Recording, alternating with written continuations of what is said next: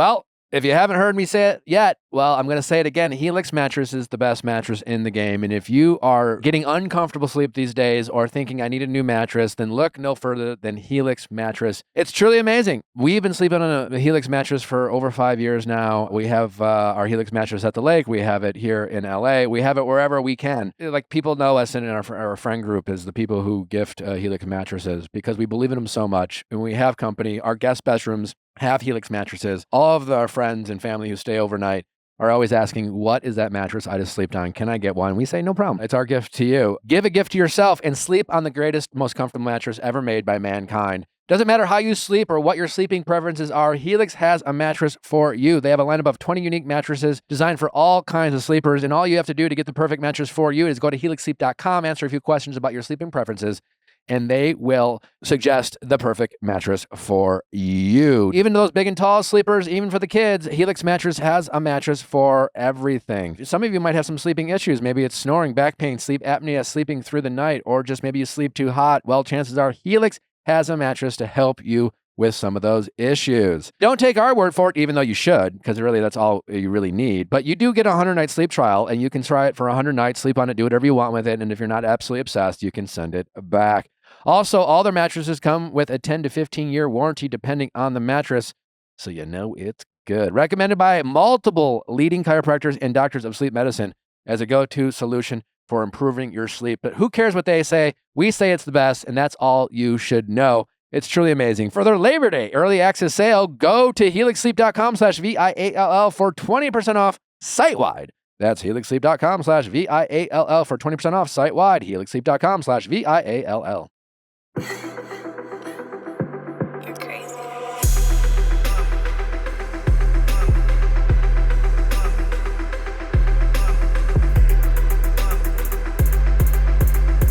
What's going on, everybody? Welcome back to another exciting episode of the Viall Files. I am your host, Nick. I got the household with me. We got Mary, Sierra. Are you here? Technically, yeah. Yeah, he is. Never really know. Sweet boy Justin. Leia is also here. We do have Susie here. Hello, hello. We had so much fun Hi. with Susie the other day that we're like, you want to come back sometimes? And she's like, sure. Yeah. We love it. We're going to be doing some fun things with Susie going forward. It also, like, well, we'll get into it briefly, but your ex, Jeremy. I was like, which one? Oh, God. The silence was deafening. I was like, oh, gosh, which one? I definitely say that with a lot of sarcasm because Yeah. nothing cringes me more than when people on this show, The Yeah. Bachelor, refer to other people as their ex because they did whatever the fuck on a TV show. A conversation. Mm-hmm. Or even more. I mean, date. Yeah. a date or 2 A fantasy weeks. suite. Even, honestly, I know. yes, 100%. Yeah. Let me tell you, I I know. have strong feelings about that. Anyway, as you can see, Natalie is not with us. There's no really easy way to talk about this, so I'll share a little bit. Sadly, Natalie and I are experiencing, well, I don't see, it's not even me. Like, It's you You're two. here. It's Yeah, you two. are. Sadly, Natalie experienced another miscarriage. It is her third this year, our third this year. It's I know there's no really good way to say it. It fucking sucks. And so she's obviously at home resting, healing, both physically and emotionally. You know, we experienced it the first time, but you know, you don't really know how to talk about it. But we want to be vulnerable with you guys. And obviously Natalie's such a big part of the show, my partner in life and on the show and my co-host. And obviously when she's not here, people notice. And so we certainly wanted to at least be open with you guys. But yeah, it's definitely a little bit of a scary time just because, you know, for those people who have experienced something like this, you know, when it happens the first time, the doctors and everyone kind of acknowledge that while terrible, this is something that can happen. And everyone's just like, don't freak out. There's nothing wrong. This sadly can be a part of this process. And then it happened the second time. And, you know, obviously we have a lot of amazing blessings in our life. You know, the first and foremost being River, and you know, minus like some morning sickness and things like that, we were very lucky to have a very fairly easy pregnancy. You know, both with just River. You know, it's just like really no complications, which was such an amazing blessing. And despite what's going on right now with us, our doctor keeps reminding us that is the best sign of our a future ability to grow our family. But right now, obviously, there's a little bit of uneasiness with it's far less normal to have 2 and 3 back to back, and so now we're kind of in that very scary process of running tests and finding out more about ourselves, and it's like this weird thing of like you want them to find something, but you don't want them to find something because if they find something, and you don't know what that means. We're in this kind of very uncharted territory of fact finding, which sucks. And obviously, what Natalie's going through is very I think all women out there who have experienced this, I've had a front row seat. Certainly I'm experiencing it. It's just very different for Natalie, who at the moment when we find out we're pregnant or when we find out she's pregnant, there's an immediate bond and a connection that I think is very unique for mothers. And then obviously, I think for the dads out there, you really just you're trying to strike this balance between being, grieving yourself, but also just keeping life together and keeping the family going. And it's tough because again, back when we shared the first time, it's just like and I get it, like for the people who've never experienced it, it's not that everyone cares, but no, it's not the same, and I think for people who do experience it, there's a tragedy there that makes you feel very alone, and I think obviously that's something Natalie's going through right now. Anyway, I don't want to spend too much time on it. I really just wanted to be transparent with you guys because I know she wasn't there yesterday. People started to notice. We're already getting messages with a lot of concern. So overall, Natalie is doing okay physically and healing, and she's okay in that respect. And emotionally, we're currently dealing with that. This whole experience obviously has been very difficult, and this one in particular. For those of you who listened, you guys know that as a family we had the stomach flu, and that even before that, Natalie, talked about having pukes before. And at the time, obviously, we weren't ready to talk about it. We didn't want to announce it because of obviously. But when you're pregnant, as often, women who know this, and when Natalie experienced morning sickness her first pregnancy, the one thing that's is always but it's a really good sign because when you have these symptoms, it's usually they tell you it's a sign of it's a healthy pregnancy. Your hormones are changing, so whatever's going on, And this time around, she was experiencing some of those similar symptoms, and because obviously this time we came in with a lot of uneasiness about getting excited. It felt like a lot of things were going in the right direction. We had our first doctor visit, still thinking everything was going great and expecting this time to be different. And sadly, it wasn't. So that was particularly hard. I was very much trying not to, again, it's very much, it's different, obviously, for the moms out there. As a dad, it's easier for me to not tell myself not to get excited until, you feel like you have a right or a reason to get excited. Or it's safe to get excited. But I think obviously for Natalie, and I assume for a lot of other moms out there, it's impossible not to feel that connection with your child as soon as you find out you're pregnant. So it's tough. It's been a whirlwind, and we're trying to get through it as a family, and we will. And I think part of this challenge, is still appreciating what we have and having River, and life goes on, and show, we have a lot of privileges in our life, and we know that, and feeling like it's okay to move on and laugh, and even guilt around me being here, and it's all very confusing about how you're supposed to mourn something like this, and things like that. So anyway, we appreciate your support. I am genuine. I always want to say truly, thanks, yeah. Susie. So sorry. Yeah, it's not a fun. It's I don't know. Yeah, Then it's devastating.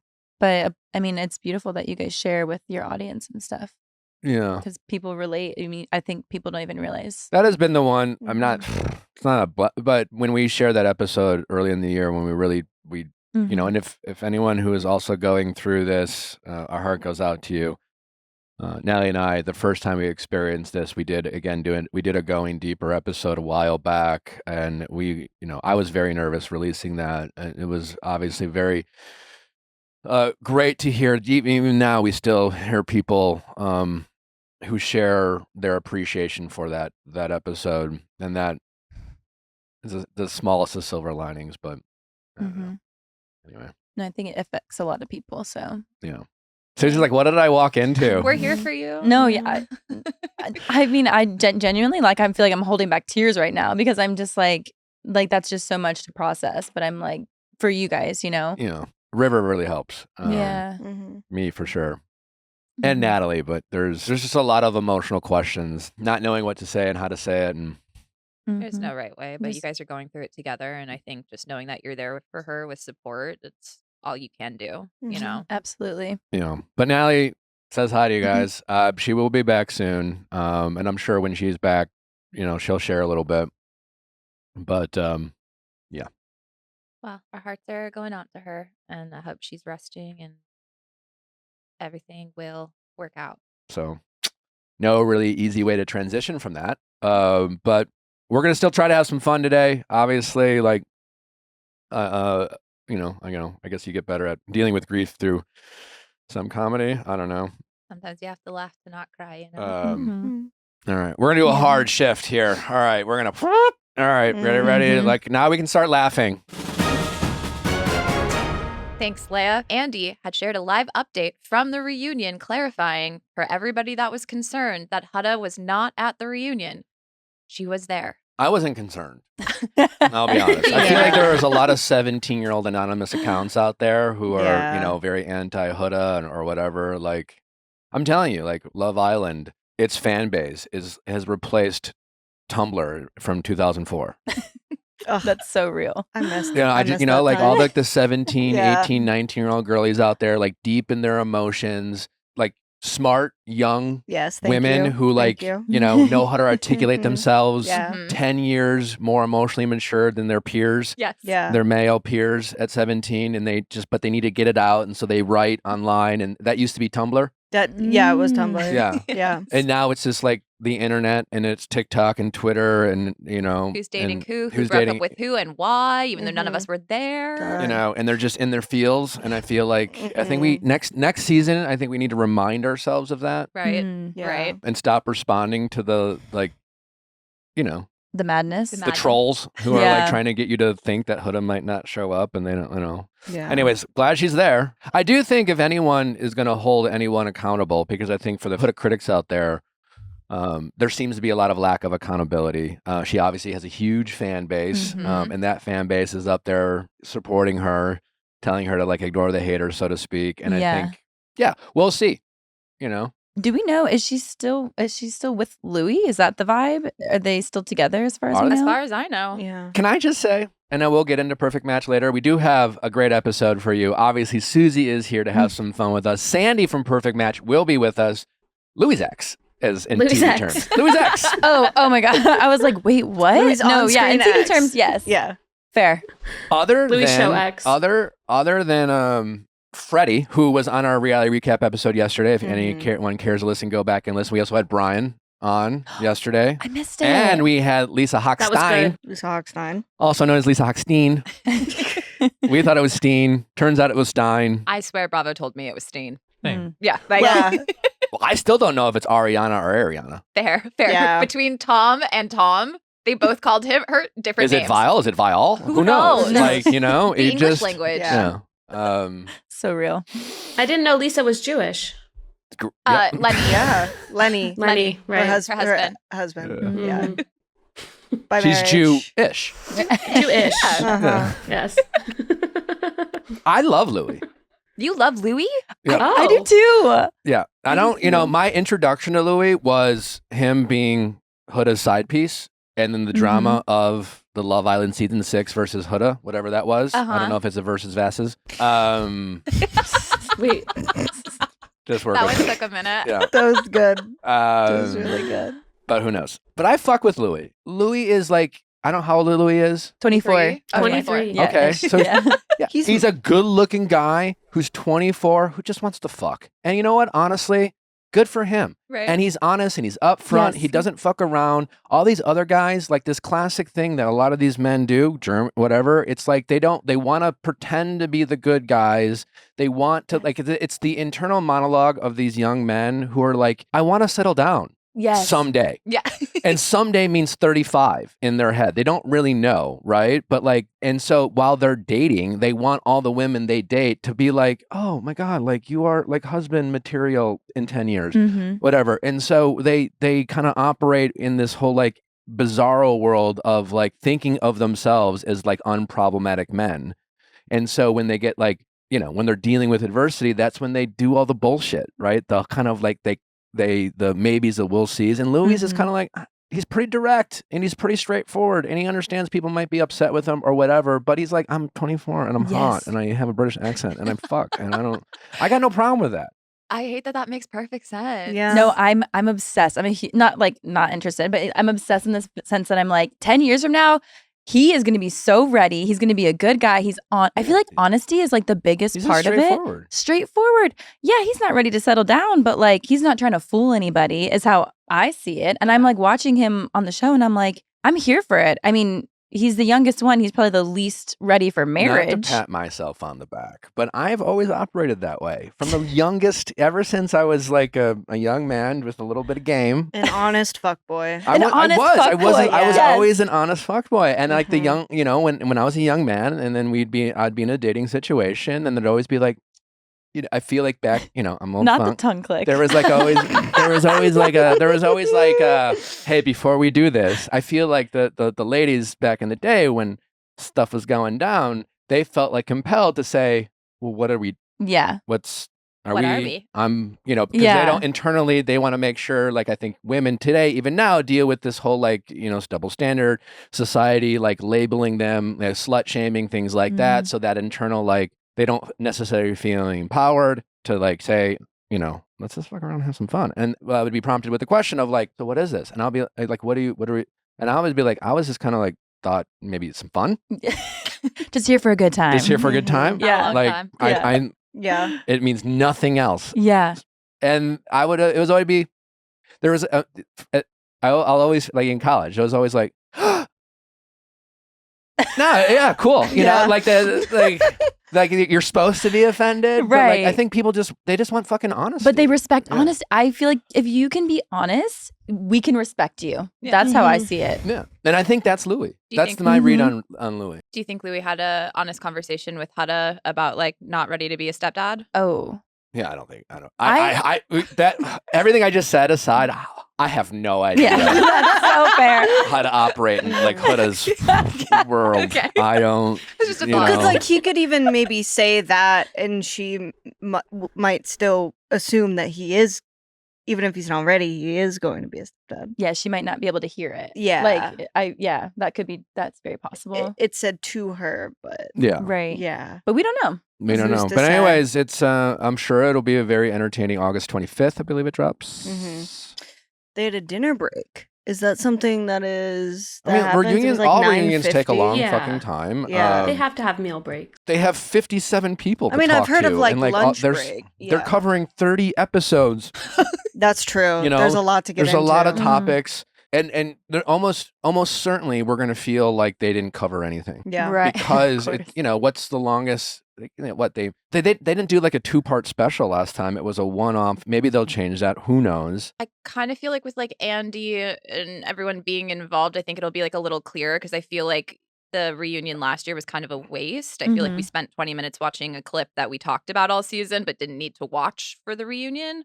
So I'm like, I feel like it's going to be a little bit more like fast paced and straight to the point. I agree, though. Yeah. I think that'll be good. I think that'll be better for the audience because I just you saying that I'm like, oh yeah, we did sit there and watch a 20-minute clip. Everyone was like, what was that? I will just never forget Ariana being like to Rob, where it was like all of the Leah stuff and like everything that had gone on. He had like 5 different partners, and she was like, the question we all want to know, right? Are you still wearing the overalls? And I was like, nope, get Andy in the building. Yeah. Do you think we're going to get some like never seen before footage that cast doesn't even know, and then like them bringing up? I kind of hope so. Yeah, we didn't get movie night. Yeah, so that would be great. Could you imagine? Honestly, 2-part reunion? Yeah. I hope the producers are messy as fuck. This episode is brought to you by Mint Mobile. This summer, don't get burned by your old wireless bill. Make the switch to Mint Mobile. Get 3 months of unlimited premium wireless service for $15 a month at mintmobile.com/VIALL. Again, that's mintmobile.com/VIALL. Viall. Get the best 5G network in the biz. If you are tired of overspending an overpriced, unreliable wireless service, you got to make the switch to Mint Mobile today. Upfront payment of $45 required, equivalent to $15 a month. Limited time new customer offer for first 3 months only. Speeds may slow above 35 gigabytes on unlimited plan. Taxes and fees extra. See Mint Mobile for details. Listen, I haven't always been fiscally responsible or had disposable income. And I certainly know what it's like to have to make ends meet and have to budget properly. And if you were like me in my earlier days, that didn't always happen. And boy, do I wish I had Monarch money in my life before I had a little extra disposable income. Monarch Money is for anyone who feels like their finances are all over the place, whether you are budgeting solo or managing money with a partner. With one clean dashboard for spending, saving, and investing, Monarch Money gives you full control and clarity to stop guessing and start building real wealth. Finances can be messy and confusing. Monarch Money acts like your personal CFO, giving you full visibility and control so you can stop earning and start growing. It's more than your average budgeting app. Monarch Money is a complete financial command center for your accounts, investments, and goals. Don't just manage your money. Start building wealth with 50% off your first year for our listeners. You know, with all those credit cards a lot of people have and things like that, it's hard to just have complete visibility of your finances all in one place. Boy, if I could give younger me some advice, it would be take your finances seriously, have full visibility. Don't just wing it when it comes to your finances, and get the help from a partner like Monarch Money. Named Wall Street Journal's best budgeting app of 2025, the top recommended personal finance app by users and experts with over 30,000 five-star reviews. Financial stress is one of the top reasons relationships fall apart, so let Monarch Money be your relationship sidekick and your CFO all at the same time. Get control of your overall finances with Monarch Money. Use code VIALL at monarchmoney.com in your browser for half off your first year. That's 50% off your first year at monarchmoney.com with code VIALL. GoPure is for people who want clean, effective skincare without the harsh ingredients or high price tags, especially those looking to give their neck and chest the same attention as their face. Little known fact, your neck is the first to go when you get older. It shows up filling the wrinkles. You know, you may be keeping that face looking good, that face card, but what about your neck card? Well, the people at GoPure are here to help you with both cards. And that's why GoPure Beauty created the revolutionary Tight and Lift Neck Cream. Perfect for your summer skincare routine, powered by clinically proven active ingredients. This advanced formula is designed to visibly firm, smooth, and rejuvenate the delicate skin on your neck and chest in as little as 4 to 8 weeks. I'm not going to lie. I know my face looks incredibly young. I know I'm gorgeous. And I know that I look like I'm still going through puberty. But my neck sometimes doesn't always reflect that. And thanks to the good people at GoPure, It looks great. for a limited time, our listeners get 25% off GoPure with code VIALL at checkout. Just head to gopurebeauty.com. Use code VIALL and you're all set up. And after you buy, do us a favor and they'll ask you where you heard about GoPure and tell them it's from our show. I'm starting my GoPure journey and I just didn't realize how quickly the neck ages. So now that I'm so terrified of it, I'm just like, this product, perfect. I'm starting to see a difference. I absolutely love this product and I would recommend it to anyone. With over 1 million jars sold, this beauty secret is no longer a secret. For a limited time, our listeners get 25% off GoPure with code VIALL at checkout. Just head to gopurebeauty.com, use code VIALL, and you're all set. After you buy, do us a favor. When they ask us where you heard about GoPure, tell them it was from our show. Anywho, Taylor Swift Taylor dropping a Swift. new album And doing a podcast. on her Booze podcast. Mhm. Who's I'm excited? just like the biggest takeaway for me selfishly is that Taylor Swift decided to go on a podcast to Yeah. announce her album. And I think that's just a big moment for everyone in podcasting. Yeah. Mhm. Let's It's just be real here. huge. That's a huge But it's deal. true. Yeah. Like that's This is a really big day I for like- the podcast community. guys, we are it. Mhm. We are it. Yeah, No, we are the media. You know what I'm saying? Like, Literally. that's terrifying. If Taylor Swift is announcing her album on a podcast, no, I I'm mean, serious. Yeah. And I'm just gonna put it out there. Well, I think she loves T. Ravis. T. Rabbit. She is a businesswoman first and foremost. Oh, Yeah. And if she didn't think this was good for biz, I don't think she'd do it. Mm-mm. Because I don't think like Travis needs it. Nope. Like I they're mean, they've still been like, dating for a really long time and she hasn't gone on the show yet. So yeah, but she's dated other people, and it's not like she made cameos on their TV shows or movies. You know No, what I'm I know. saying? Like She she wouldn't doesn't have need done to it if like. she- She's Taylor Yeah. Swift. She could drop an album at midnight and it'll still go like 500 triple platinum just because she's Taylor Swift. And Not didn't tell everyone anybody. is deeply in love with their partner to the point they want to work, sleep, and do everything with them, like me and Natalie. You know what I'm saying? Like, Yeah. not everyone is that in love. Yeah. And that's no disrespect to anyone else who's not us. Fair.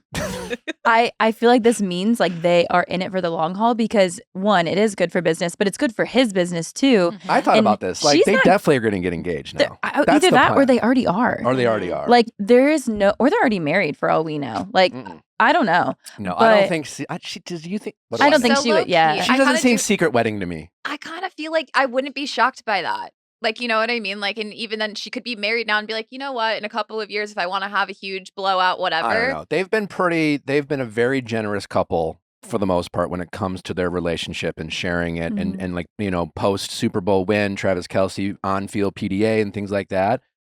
Let's just give us the fucking royal wedding. I agree though. This is I'm serious. Yeah, like how would this be any less watched than when Princess Diana and Charles R.I.P. Diana got married? Like Yeah. how if they wanted to do like the royal wedding and like this would be all the networks Yeah. Yes. for the people still watching. It would, you know, when like This might when bring the, back network TV. when the president makes a speech and like Podcasting might go out the window like you again. remember when you were a kid and you turned on the TV and your favorite TV show and like every channel was the prez and you're like, I don't give a fuck. Like, Yes. I don't, you know. That's this. We could do that. Yeah. Why not? The thing about Taylor Swift is I do think if she's going to get married, like she is such a like marketing girly that like if she does get married, I do see there being like an entire rollout, an album to go alongside with it, like the wedding album, right? The wedding Wouldn't era. that'd be a little too much. My though, walk wouldn't down it? the aisle. I don't know. If Danny used our wedding to drop an album, I'd be kind of like, really? I mean, we need to like. I want it to be about. But love. this is Taylor. It's about love, but like I If don't. it's being Taylor broadcast, they're Swift. getting paid. And I would be like, then you've cracked the code to the wedding industry. The first, like, to get paid to get married on national television, I would do it. Well, it would I be don't- honestly like a. She's not going to give charity, like, oh, everybody gets a front She would row be a true seat. trailblazer to the you know the influencers of the world. Like you know when Lindsay Hubbard got roasted for like announcing her pregnancy via like a Pregnancy test? yeah when I was like get your bag. Yeah. Yeah. Good for you. Well, Nick, don't they give you money? Like the Bachelor franchise, they'll give people money sometimes to get married on camera. I mean, like that hasn't happened in. Yeah, I think they have like the first. If you find the relationship on the show, I think they get like the first offer at being like, "Hey, we'll pay you this much to come on whatever thing." There's something in our Yeah. contracts that we sign where it's just like if we give a fuck about your relationship and we Yeah. and you want to get married on TV, it's already kind of prearranged in your shitty contract. Mm. It's more free wedding Yeah, rather than you get Got it. paid. you right. know? But I actually don't know that Taylor Swift. Like, I don't know. It would be a really fine line of like broadcasting your wedding, but also in a lot of ways, yes, they're generous, but they're also like kind of private. That's how I feel. I feel like I could see it going either way where it's like she wants people to feel included, but at the same time, she is, I don't know. I feel like it's very Just do real. the thing that a lot of our friends do, where it's like we're gonna have a private ceremony, Yeah. and then we're gonna have a party. Yes. So what would you rather see, the ceremony or the party? The party. the party. Well, I need clips of both. I'm going to be honest. Yes. Ceremony. I'm like, I don't know that I need to Well, see. because you know there's gonna be like a couple outfit changes. So do you Oh, want yeah. to see the gown I or want do you the, want to like, see the wedding party The dress? video. boots underneath. I don't need to see the whole thing because I won't be sitting there for that either. I never woke up for a royal wedding in my life. But like, Yeah. I would like to see the like them getting ready, the like her mom putting her dress together, Yeah. her like walking down the aisle. Like I don't need to hear everything, but I would like to see the like packaged. I want to know who's fighting behind the scenes. I want to know the family I don't think drama. there would be. I don't know if there would be. There's always There's drama at a always wedding. drama at a wedding. But it's like not for like the people that are in the wedding. It's like you Yeah. guys have to find out like, oh wait, so and so did what at my wedding? Yeah. like- That's what I want to see at Taylor Swift. Yeah, I mean, like- wedding. There would be like a million guests there.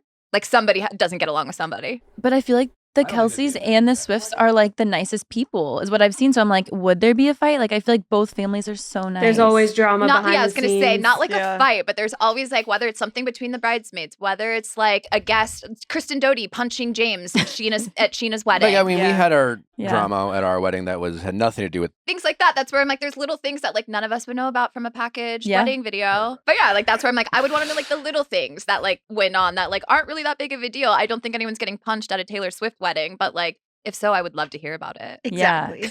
Although, would be yeah, you're right. great. There's also like tons of football players. So like Yeah. lots of Testosterone. testosterone. Yeah. What if like Andy Reid gets into some like major drama? I with will have a someone? friend at the wedding if there is a wedding. so- Wait, really? Insider tea. Oh wow, have them on the pod. Mhm. See, that's the thing. I'm like, I feel like Taylor Swift would have people sign an NDA for her wedding, but then I'm Right. also, 100%. but then I'm like, would we see it? I know. So that gives private. You know. still make them sign an NDA, even if it's televised, right? That doesn't make any sense if No, it's that's not televised. true. There's we're going to show what we want to show, and you Right. don't get to, you know what I'm saying? So then that would be like, yeah, it would be like no phones, no, yeah. Because I was Just like, people living in the moment. people for will take TV. photos and post anything and Mm-hmm. send that to a magazine, whatever it is. I don't know. I think it would be tough to be Taylor Swift getting married and figuring out the right way to go Yeah. about it. So true. You At know? that point, I might just have like a secret wedding. Yeah, 12 people Yeah. in the Yeah. backyard, a witness. Kind of sounds easier after all this. You know? Right? Now that we've talked about it, like I'd elope. Yeah. Like announce it on a podcast and a new album. In other news, we have a little Bachelor in Paradise. Jeremy is attempting to clear his name. So why can't I say Jeremy? Jeremy. You're from the Midwest. It's just not how you say Jeremy. So okay, let's try Yeah. it in the spirit of phonetics that we've been talking about in this episode. I do have a problem with English. So Jer, Jer. me. Me. Is there an A? How do you spell it? Jeremy. It's an E, but It's Jeremy. There's an Jeremy. extra Jeremy. E. Jeremy. Jeremy. Remy. Jeremy. It's Jeremy. the X. I think you might have to say it with like the extra syllable. Jeremy. I really put the little extra emphasis on it. Yeah. Jeremy. Not a great name. You could call That's him my Jer. brother's name. Doesn't make it good. I mean, listen, my last name sucks. I mean, I'll let my mom know. Viall. Yeah. Yeah, I'll listen, let my like- mom know. I'm still not completely sure. No, I get confused every time. You know, Mary. Let's get on that. And I'm just kidding. That's my mom's name. Yeah. Mother It's of so Christ. religious, you know? Mother Like, of Christ. Whatever. Forcing it down my throat. I know. When I was little, I was convinced I was gonna like literally. nun? No, I was convinced that like I would just get pregnant out of like nothing. Oh wow. Like Honestly, immaculate. right? I thought I was gonna be the Immaculate next. And my conception. dad's Like, a it's me. pastor, so like when I you really introduce thought- yourself, you're like, hi, I'm Mary, or people like, oh my God. I mean, Wow. no. I think when they find out my dad's a pastor, but it was my mom's name was Mary, so I was named after her. Yeah, yeah. Yeah, anyway, it just worked because my dad's kids have like religious names or whatever. Anyway, Yeah. and then I turned out like this. So I mean, names only do so much. Hey. Anyways, Jeremy. Jeremy took to Instagram yesterday and posted slides from his time with Bachelor in Paradise with Bailey and said, watching Why are they this is the picture he led with? Yes. This is the first picture. Are they on their way to heaven? He said vibes. All right, anyways, what did Susie's ex say? Susie's ex said, watching the past few weeks back has been tough. A lot of what's aired doesn't show the full story. The small, meaningful moments are important conversations that brought Bailey and I closer. Our B-roll. relationship grew so much beyond the 0.1% of what's shown on TV. But unfortunately, so much of the focus has been on a small part of what we actually experienced in paradise. My time on the beach wasn't perfect. There were many ups and downs, and I'll own the mistakes I made. At the end of the day, only Bailey and I know the reality of what we went through, and I hope people can respect that. I don't really know what I he's asking guess. for, though. Sure. Like, just like no more criticism. Be nice My to take me. is that he posted this so that he could sneak this photo in. Yeah, I'm not sure what this photo has anything That's to a great do with. take. Yeah. I've definitely been guilty of that for sure. Like, there's a hot pic of you, and you're like, "How can I not make this about me, but like slide this in?" How can I like casually slide this in so that everyone will see it, but it's not the first picture? Yeah. Wait, that's Instead, so we're gonna real. go with that. Can you scroll to the last photo, Leia? Just because I'm like, I just don't understand why this wasn't the first. I agree. That's a Like, fabulous it's photo. the same outfits. It's the same day. Do you think he's trying to go like aesthetic? Well, we know that Bailey had nothing to do with this post No. Yeah. Mm. because Instagram. Bailey is like the. She works in social media, right? She literally came on the show and says, "I'm an influencer." No, but she's good at the selfies. And I will say I'm a little stalker, so I went to hers because I wanted to see if Ooh, she let's reposted see. it. And I'm just doing that right now. she didn't.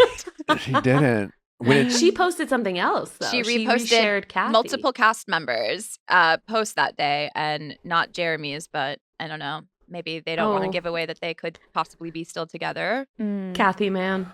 I will say I messaged Bailey. I mean, we're cool. We follow each other. And I did say, because I was seeing like so much of the Jeremy Susie, and I was like, hey, I just have to say, when I was on the date with Jeremy, I knew he wasn't picking me. Like, obviously, I guess I want to be careful of saying stuff that like didn't air, but I'm like, but we had a conversation. I don't want you to be careful. I think for my sake, I'm like, okay, I don't want to say too much, but I'm like, I remember a conversation with him where he never said like, oh, I'm not going to pick you. But I was like, it was very clear that he was like, I have been growing something with Bailey. We've been here for longer. I'm actually shocked at like finding somebody so quickly. Like I remember being like, okay, so I'm going home. Like, and that's cool. I respect it, you know? But I told her that because I was like, obviously that stuff doesn't make the cut. And it's just like this whole thing about me and Jeremy. But I mean, I felt it when I was there. I was like, yeah, like I don't have a chance. I think that also adds like a lot of context to Jeremy's crash out. Because like not knowing that like he was really fully in on Bailey, it literally does look like from the edit that he was almost all in on you and like compensated with Bailey. I mean, regardless of why he did what he did when he confessed his love to Susie, maybe he's just reacting to the hurt that because Bailey went on the date. Because Bailey went on a date. But just the problem that I think everyone has with how Jeremy has handled this is he just has never really just owned it. You know, it's always like, I didn't think it was a big deal. I obviously this show is edited. I'm sure from Jeremy's point of view, what the fuck? I'm sorry, it's just funny. Jeremy. I think you just Jeremy. lean into Jeremy. I do Thank too. you. Yeah, I respect it. Can you guys honestly No, wait. stop correcting me and we just know who I'm talking Well, about? And if the you thing know, is, you know. You just say Jeremy, and I just repeat it because I think it's funny and charming. To be clear, Yeah. I'm Like- not talking shit when I say it. I just thought, I mean. Did you guys intentionally spell his name wrong on that post the other day? Oh, no, well, no. Did we spell it wrong? Yes. Wait, Did you guys we? aren't familiar with this? I think he corrected you guys on your post. Did he? Yeah, which I He's thought up was in so the funny. I comments. thought it was so funny of everybody. I was like, oh, this is tea. I think, you know, like when we interviewed Brian, listen, I get it's new for all these people. Well, Jeremy Yep, you nailed it. has done TV before, but like, yeah, I think they all want their cake and eat it too, right? They, you know, it's the whole main character thing.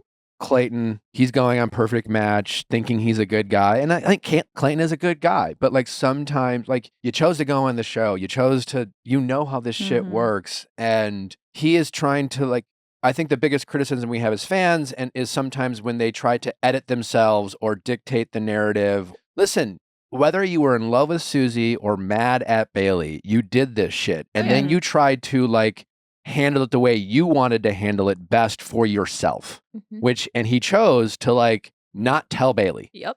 And told other people. And regardless of how deep it was or wasn't, like that's what everyone is responding to. Yeah. Right? The guy who and Jeremy presents himself as someone who's like, you know, we hear from his friends.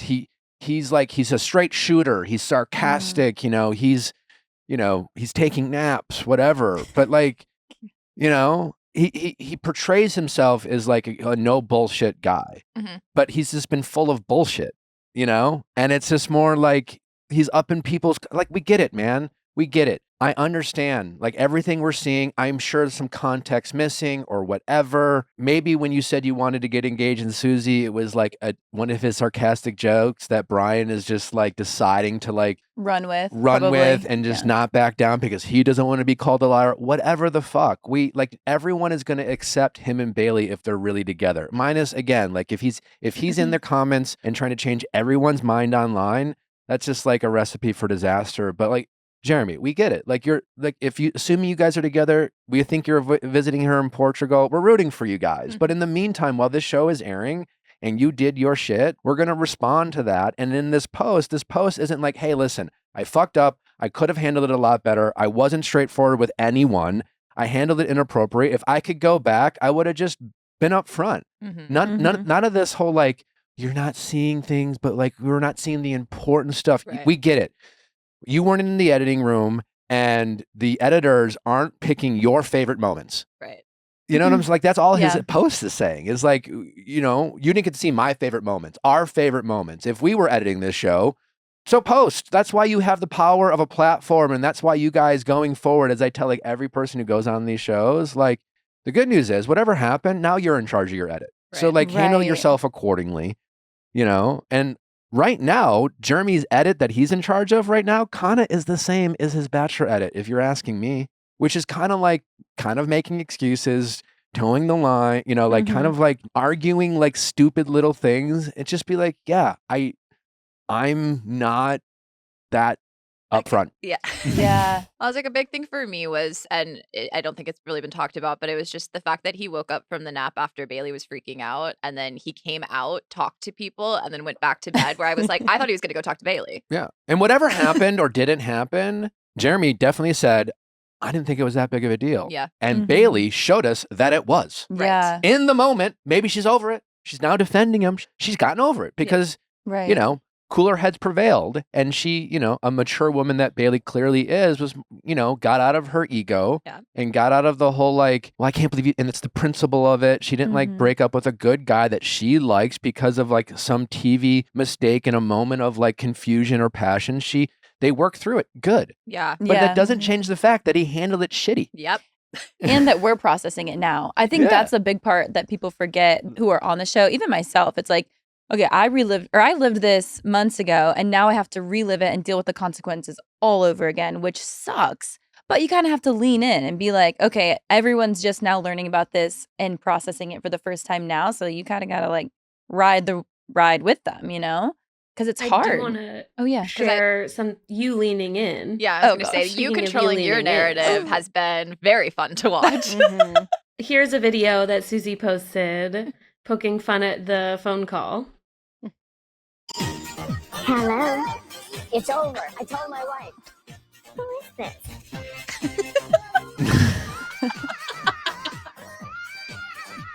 What did your caption say? Actual footage of me getting the phone call in the Costa Rican airport. That's awesome. Yeah, and maybe it just comes with practice. I don't know. This is only your second time on the TV show. Yeah, I think I'm just like sick in the head. I think that's what it is. Also, I got lucky. I got lucky. I got out of there quick. There wasn't a lot to work with for me. No, but you've always, I remember the first time meeting you, and that was like you coming from AFR, from that like fuck show of an AFR, where you were like arguably one of the more hated people online in that moment. And you were just like a star, and you came in under like, Thanks. You got it, right? And I just mean like, there's just a level of, again, main character syndrome that all these people have, where there's a little bit of a disconnect between like going on a TV show and just like, and I'm not saying all the things are fair and right and that the internet isn't a prick. I just think if you're gonna do an unserious show, you can't be so serious. You can't take yourself so seriously. And I say this as someone who like, listen, like, there's the other side of it is like these people are like, it's real life for them. And a lot of the emotions I experienced on the show were my real they're all real feelings, and they were personal, but you do have to learn the side of like kind of making fun of yourself a little bit, or a fun of a silly situation. And if you can just own that, like it lands so much better with people, because you will never win with the internet. The people that Jeremy's trying to argue with in the comments don't want to be convinced that they're wrong. Yep. Right. And he's wasting his energy trying to convince, like he's arguing with probably 17-year-olds. And all he has to do is just make a funny joke, make a little haha about like, well, that was a bad look, wasn't it? And we'd be like, yeah, it was, Jeremy. Yeah. You know what I mean? That's accountability and a little humor. Right. But I'm like, when you go into it like, I've taken this road very seriously. It's like you're on Bachelor in Paradise competing for $500,000. Like, let's not make this seem like it was a life or death decision and that we're all coming at you so hard. Like, all right, well, it is time for the Mint Mobile Hot Take Hotline. We're bringing it back because it was so much fun the first time, and we have been doing this for a long time, sharing our hot takes, but it's nice to finally hear from you guys, the fans, the extension of our household, to get your opinions about all the shows that we are covering. All right, so we got 2 hot takes, and then we'll jump into a little Valley reunion, and then we'll get to our guest, our star of today's episode, Sandy. Is with us. So without further ado, the Mint Mobile Hot Take Hotline. And if you want to share your hot take, don't forget to call 1-855-MINT-TLK. That's 855-646-8855. Anyways, our first hot take is right now. So my hot take, I'm not sure if it will get shared because I feel like you guys are kind of close with these people, but probably 2 years ago, you guys had Justin Glaze on the show, and this was back when he and Susie and Andrew were all hanging out. It's about Susie. And you guys asked him, at this point, Andrew and Susie were putting out a lot of content together, and people were kind of like, really shipping them together, thought that they were the couple. And you guys asked Justin, like, what's the tea, what's going on? And he responded and was just like, well, I'm just basically just trying to be a supportive friend, just trying to be there for Susie, whatever she decides she wants. So my hot take is that she and Andrew actually made the more sense as a couple and had the better connection instead of she and Justin. Y'all are sick for this. Y'all are sick and twisted. Total coincidence. Yeah, surely. We didn't but this even is realize you were going to be This here. is a real hot take from one of our callers. Yeah. It happened to be one of our favorites. I love that. That's a really funny hot take. I mean, I don't. I'm picturing when you guys became friends, like playing spin the bottle one day, and then like, what's that movie with Zendaya? The tennis movie that she's in. Challengers. Yes, Seen and I'm it. picturing You said it louder, I said Susie it on first. the edge of a bed with Andrew and Justin. Did you make them kiss? The boys? Yeah. Of course. Okay. I will be making that in Canva later. Yeah. Oh my gosh. Y'all, my heart is racing. I did not know what that was about to say. And I was like, where is this going? But that's really funny. I love Andrew. I think he's like one of the funniest people. You guys obviously love him here too. He's hysterical. But yeah, I mean, She's that's like, just "But the way no." the cookie crumbled, you know? I think it sounds like Andrew's with Alex still. I think so. I was kind I of kinda getting that hope vibe. so. I was getting that vibe. They're so cute on the show. Right? Yeah. I really like that. I want to see more. No. Hot take number 2? Yeah, I mean, I guess you put that to bed. Yeah. Yeah. Was there anything between you and Andrew? No, there was Not a never vibe? anything. Never. I know. I didn't think there was anything between me and Justin either, though. I was like, these guys do not care. So if Andrew does come out single, is there any universe where it could still happen? That's giving the summer I turned pretty. I was gonna say she's gonna date her ex's best friend. That's giving high school. That's- And I am watching The Summer I Turned Pretty. Me and I too. just need real life Summer I Turned Pretty vibes. That would be real life. The summer I turned pretty. Like that would be crazy. Start calling Don't you you want to be Sally. Belly? Yeah. That's funny. Okay, sorry. We have. I think we have another hot take. Okay, hi Nick and friends and Natalie. I love Natalie. I think she's so Me too. gorgeous. Anyways, Mhm. my hot take is that reality TV isn't going to be reality TV if we stop, in quotes, platforming bad reality TV men. Because if you really think about it, Vanderpump would not be Vanderpump without Jax in the scandal of season 2, or Scandival with Tom. Southern Charm would be nothing without Thomas Ravenel. You know what I'm saying? Period. Like, yeah, we don't want to platform them. Obviously, we don't want to be like, they're great people, but I don't think reality TV would be what it was without them. I mean, obviously we have housewives and women can definitely step up and handle that, but I enjoy watching terrible men do terrible things because I think it puts a highlight on real life situations. I think it's so entertaining, and I honestly don't know what the shows would be without them. I mean, there's The Valley with Danny, and like, he's such a great guy and we love him, but would it really be that entertaining if everybody wasn't coming against him and he was having, like, not having to, you know, fight for his character? I mean, obviously it's really hard to watch, but it gave him a storyline. So I don't know. I think it goes both ways. I struggle with this, but at the same time, I just don't think the shows would be what they are. I mean, Tom Sandoval went on Traitors and the man was born for television. So I don't know. I go back and forth with Jax, but let me know your thoughts. Love you guys. I think that's a great take, but I think there's a middle ground. My middle ground, it's not that. Yes, this whole cult, like whatever, it's kind of like an extension of cancel culture, where it's just like if you have a problem with someone, you deem them as like Morally reprehensible. you can't platform them, like you have to shun them, like you can't interview someone who like people disagree with. Like I don't subscribe to that. And yes, on reality TV, we want drama. Yeah. We want toxicity. We do. The problem I have specifically, which is often with Bravo, is that it's only that. And there's just like the Jax Taylor of it all. There's no arc. It's just the same bullshit every time. And the Jesse Lawley of it all. And it's like, I want at least one redeeming guy.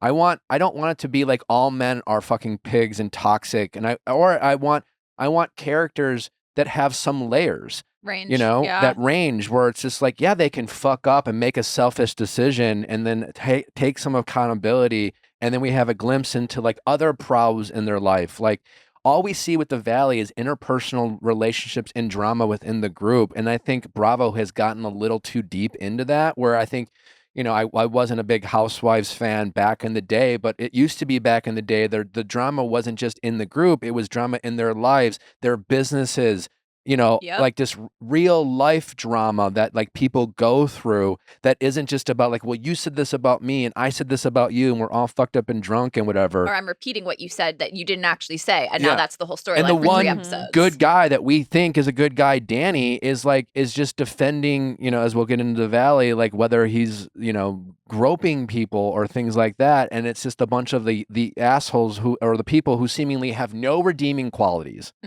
trying to bring the people with some redeeming qualities down. And I think that's the part that people are just fucking sick of. Yeah. I don't want to watch people that also have no moral compass try to bring other people down, and then like that's just the level that we're staying at. I need range. Yeah. I need somebody starting a company. I need somebody Yeah. like talking about the struggles of raising a family, or like how tough it can be, all the great things about it. But yeah, I'm constantly just seeing Jax is in rehab, Jax is abusive, Jesse Lawley is calling his ex-wife a street I don't even know the right word for it. Prostitute. Thank you.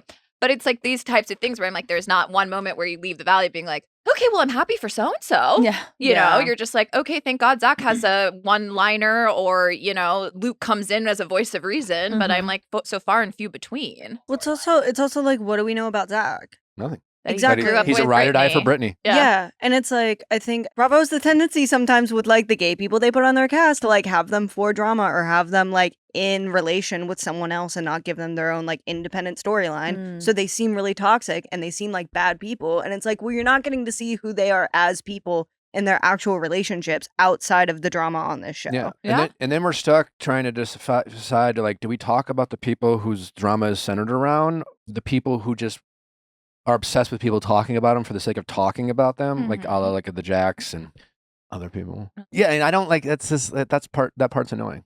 Yeah. Yeah. And so I agree. I'm like, especially when she brought up Thomas Ravenel for Southern Charm, I'm like, yeah, that's a disgraced congressman having to drop out of the race for a cocaine charge. Like, you can't write that shit. No. It's fucking great. It's but perfect. And then get someone pregnant. You know, like as he's trying to have his redemption arc. But again, there's so much more going on that it was like Thomas was like just one part of what made that season so great. So I'm like, I agree with her, but I definitely agree with Nick that I'm like, there needs to be balance. You need to show me some highs if you're going to bring me down to the lows, and then just keep me here. Yeah. You know, bring me back up. Well, that will do it for today's Mint Mobile Hot Take, a hotline. And don't forget, we want to hear your scorching hot takes as well. All you have to do is call 1-855-MINT-TLK, or if you prefer the numbers, that's 855-646-8855, and leave us a voicemail. Again, just call 855-MINT-TLK or 855-646-8855 and leave us a message. Well, speaking of toxic men, since we're on the subject, let's get into a little Valley reunion part 3, putting this dark season to bed. It's hopefully the last time we'll ever have to talk about fucking Jax Taylor. Can I ask you, leaving the third part of the reunion, I honestly thought it was more lighthearted and like fun than the entire season. I kind of enjoyed this episode. My absolute favorite part was Andy Cohen at the end, where you put Jesse in his place. And he kind of was like, hey, you want to fucking work here? This is how this fucking shit works. You don't get to fucking dictate terms. I like that he acknowledged that like when they have parties, it's a set. Yeah. We're making we're making a TV show. You don't get to bring your friends to like honestly protect you. And then have like, I mean, it is horseshit that Jesse is bringing someone who then sues legal action. This person, whoever this person is, she fucking sucks. You wanna come in and be dramatic, and then you don't like how it went down, and then you get legal representation, and then sue the mother of your boyfriend's child. Like, you're a piece of shit. Yup. I don't know who you are, but you're a piece of shit. And I'm glad that Andy like put Jesse in his place. And I don't know if Jesse, but like the fact that Jesse looked so small and so like demure in that moment was just like my favorite part of this season. My little feet were like kicking under the blankets. I was like, oh my God, I have to watch that again. That was so great. Awesome. Also Zach's face being like, Jesse might as well have responded, yes, sir. yeah.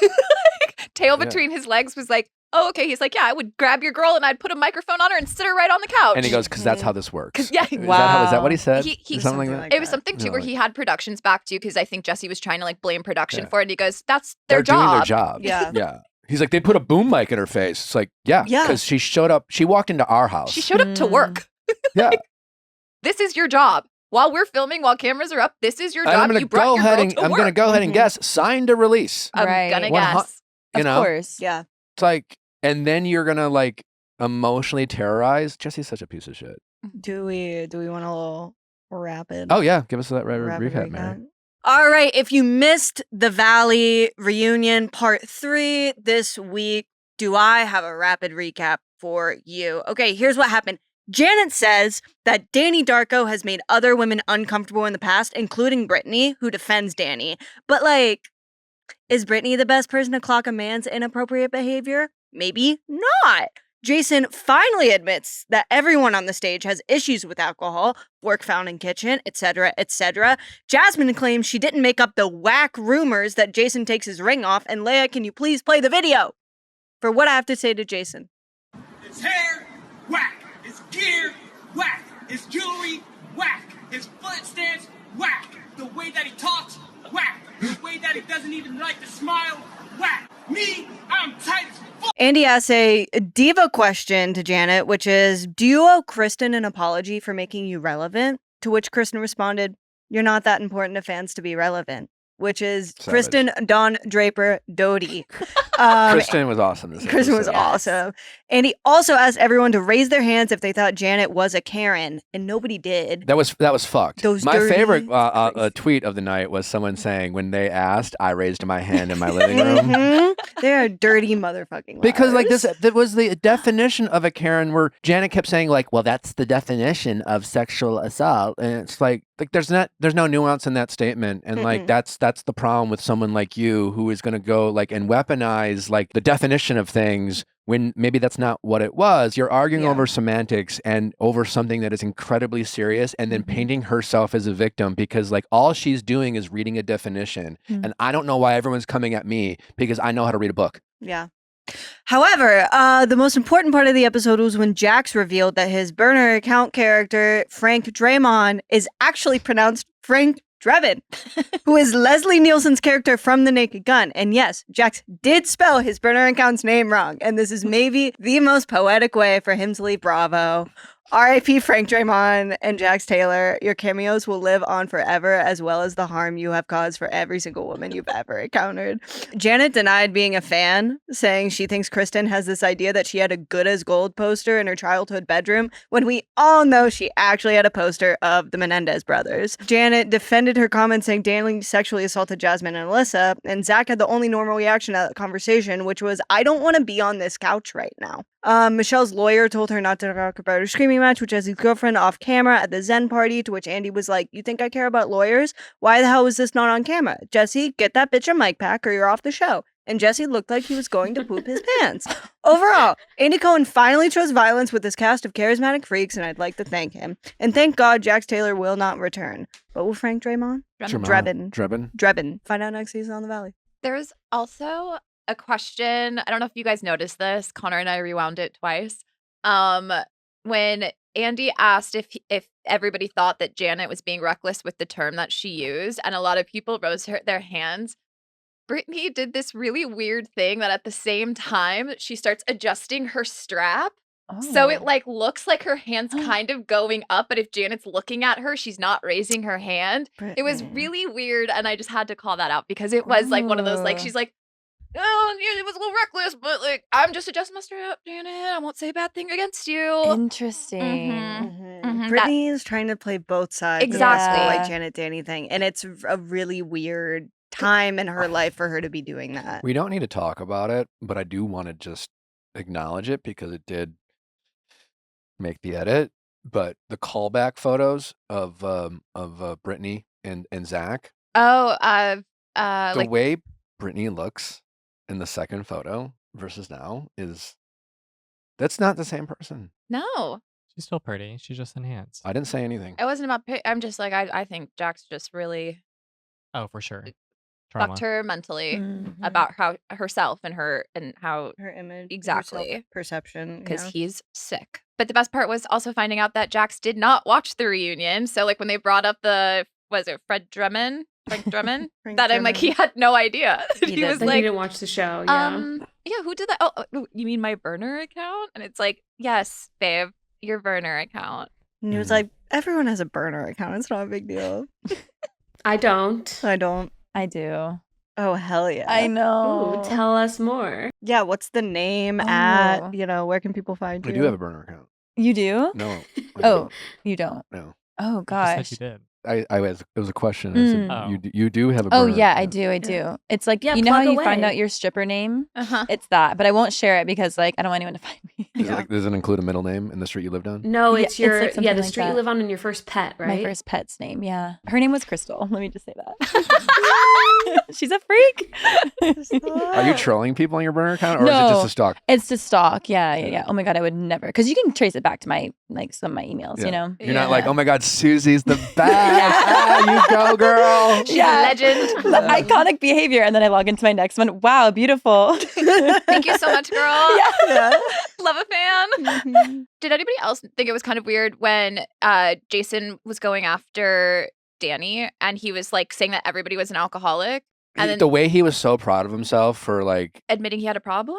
it's like, yeah, we get it. You guys all abuse alcohol in different ways. And yes, Yeah. we get it. Danny, I've met a million Dannys. I've been friends with a million Dannys. The type of guy who like can't hold his liquor and just kind of gets a little weird. Yeah. Mhm. Drunk and like, yeah, maybe maybe he needs to change his liquor or drink less, whatever. The point is like these, as everyone has pointed out week after week after week, it's like it's just the double standard. Mhm. It's just using this one thing to come at the guy who, in the whole scope of things, Mhm. seems like the highest quality guy in this group, with a lot going on with just being a dad and all these things and yada yada yada. And it's the way Janet and Jason lie about Danny and Nia, and just like are just dying on this hill to like try to prove to us that like Danny and Nia aren't who they claim to be, like Mhm. whatever that is. I don't even know who they claim to be. Yeah. They just claim not to be like Toxic with monsters. each other. No, Yeah. Right. because like the way this group, like the group is trying to paint, like again, everyone's talked about this. We've talked about it a million times. It's just the energy they're bringing to Nia and Danny is the energy that should be brought to Jesse and Jax. Yeah. And the fact that it's not being brought is just the most nauseating and frustrating and kind of disgusting like behavior from this group. And we're judging these people based off that double standard. Mhm. Because Jason out of nowhere, when Kristen was like, you can't say that. Like, what, do you have a drinking problem? He was like, every day it's a struggle for me. And I was just like, well, let's unpack that instead of Right. projecting on other people. Yeah. Deal with your own shit. I will say I feel like Nia and Danny held their own really well, and I feel like they like she kind of holds him accountable, and even her bringing up the comment being like, I didn't just forgive him, like we both did individual therapy, we did therapy together. Like I feel like they kind of held their own, which I was really proud of them. I feel like they're like giving accountability in the best way that you can. And I also think it's really fucking rich for Janet after spending an entire first season being like, I'm pregnant, don't, da da da. And then it's like you're Yes. coming at Nia and her husband. Right. And it's like the audacity. Because I felt really bad when Nia was like talking about that and just feeling very stressed. And I'm just like, why are we spending 2 episodes talking about Danny's drinking and not Jax throwing a woman in a bush? Why are Totally. we not talking about Jax wearing lips? Why are we not talking about Jax coming after a happy marriage? No, but we're going to sit here and go, every single cast member, what is your issue with Danny and Nia Right. on this side of the couch? Like, ugh, that pissed me off. And Kristen MVP of this reunion. She was shutting things down left and right. Was like, you have no right to say anything about it. And she goes, yeah, I was coming after you because you're coming after my friends. And I told you I was being an asshole. My favorite was when she was like, you're not important enough. Sorry. Sorry, Yeah. the People to fans care. don't. No one cares about you. Like that's what I'm saying. You can just tell, like it's like she's such a seasoned vet, Oh, yeah. like a professional. Mm-hmm. You know, where you clearly, these are like the rookies and they don't really know what they're doing. And like, you know, it's like Kristen's just so like, this is such amateur hour. And then like when she opens her mouth, you're just like, Yeah. Mhm. refreshing. Finally, some good fucking food. All right, well, that will do it for the Valley for a long time. Thank fucking God. Up next, Sandy from Perfect Match joins us, return to the show. We're going to have her address Mary, since Mary called her soulless the first time they met. Guys. Can you just sit there in that corner when Yeah. when that happens? Yeah. Will you Great. tell Sandy that Mary's in timeout for the last time she Yeah, called you we haven't. soulless? Yeah, we Yeah, haven't. Mary's been in You'll that sit. corner You'll for sit the there. last year. It's the last time you were here. We feed her twice a day, but she's been there. Wait, does Sandy know? Yeah. Oh, God. Sandy called her. Well, you'll hear the story. Oh, I can't wait. Well, that's all up next. We know if you have a dog, you love your dog, and you want to treat your dog well, you want to take good care of them. So make sure you're feeding your dog with healthy, high-quality ingredients, and you can do that with the good people from Sundays for Dogs. Sundays for Dogs was co-founded by Dr. Tori Waxman, a practicing veterinarian who tests and formulates every version of each recipe. Sundays contains 100% all-natural meats and superfoods and zero synthetic nutrients and artificial ingredients. Dog parents report noticeable health improvements in their pups, including softer fur, fresher breath, better poops, and even more energy after switching to Sundays. Plus, it's easy to store, so easy to store. Unlike some other healthy dog foods out there who require refrigeration or freezing, just pour and serve. Start and stop whenever it's delivered right to your door for incredible convenience. We always hate it when you're like, oh, out of dog food, oops, and then you like look at your dog and they're looking up at you. They're like, hey, you're, not with Sundays for Dog. You'll never run out. To get 40% off your first order of Sundays, go to sundaysfordogs.com/VIALL or use code VIALL at checkout. Again, that's sundaysfordogs.com/VIALL for 40% off your first order. Cancel or pause your subscription anytime with their 100% satisfaction guarantee. Everyone today is wearing some activewear, and if you're in the market for some elegant luxury soft activewear, you need to check out Beyond Yoga. Natalie is obsessed with it. She's wearing it every day now. She absolutely loves it. Beyond Yoga is an active lifestyle brand, female-founded and female-led. Grounded in the value of body positivity, Beyond Yoga makes premium activewear for all, from luxuriously soft, easy to care for fabrics in styles that serve a variety of workouts and activities beyond the mat. Beyond Yoga is redefining modern wellness through the lens of movement, mindfulness, and connection in its new brand platform, Seek Beyond. Seek Beyond is about championing growth in all of its forms with confidence, authenticity, and joy at the heart of the journey. Launching alongside Beyond Yoga's new outdoor product collection, Seek Beyond speaks to a cultural movement shaped by burnout and pressures of chasing perfection. Seek Beyond instead offers a path towards intention, creativity, and joyful progress. Seek Beyond launches with an original anthem written and narrated by award-winning writer, producer, and actress Issa Rae.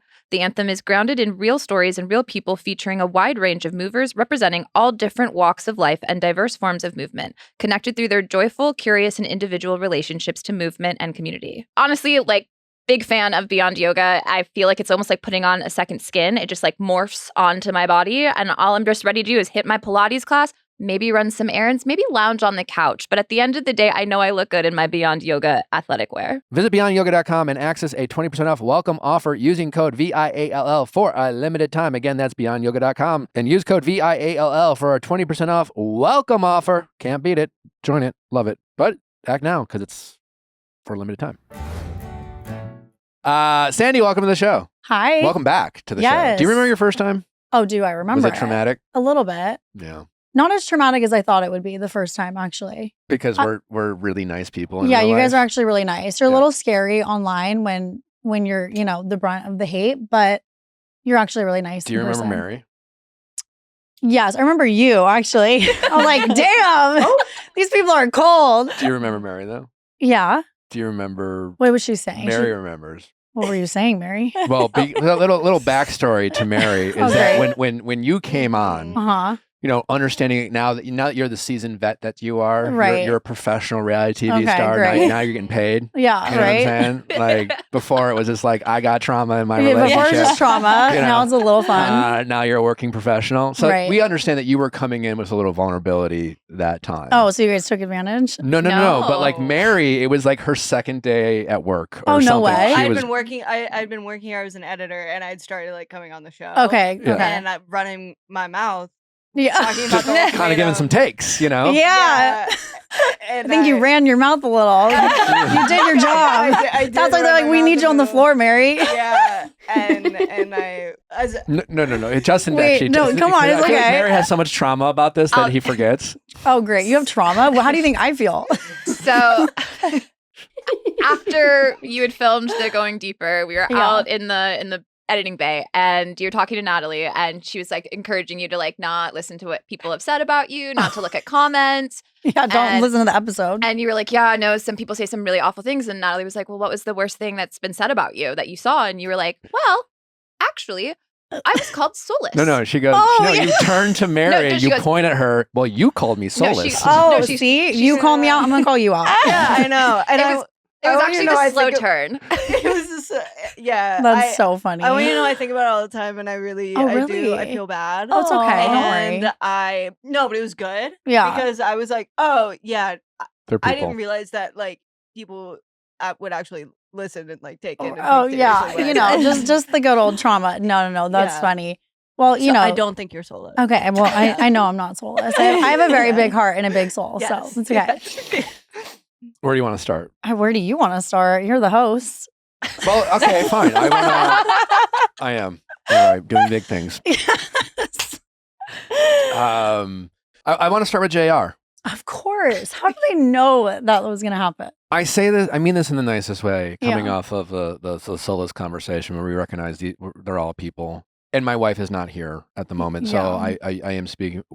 We find him to be one of the most disgusting and revolting people on TV. Oh my gosh. And it's really just centered around his like just constant like comments around like sex and just objectifying women, quite honestly, in a way that just like he's always like, yeah, I'm your fucking daddy and I'm my dick time. And I guess my first question is like, why in the fuck would you entertain JR on your second run? Is this like is this like a timing thing? Because like now we know you filmed Perfect Match before before the ultimatum even aired. Before we even saw it. Yeah. So then my question is like, is this JR just like is really unlucky with his edit and he's like being frank, but he's saying this shit to you guys. He does. Or is it just like an ITMs and you guys don't realize just how disgusting of a mind he seems to have when it comes to talking about women? I mean, I think it's a combination. Like he does say these weird comments, which are just like, and it's hard because with editing, they're going to air every single weird comment he says, and they're not going to air some of the other things that are said. But I think let me open the door for you. Anyways, no. That ass, no. I know he. Bet you're thinking about my dick, like. Well, I will say his ITMs, like the interviews, like his intro. I literally lost my voice from screaming so loud at the TV when I saw his intro for Perfect Match because I was just. No, that's not okay.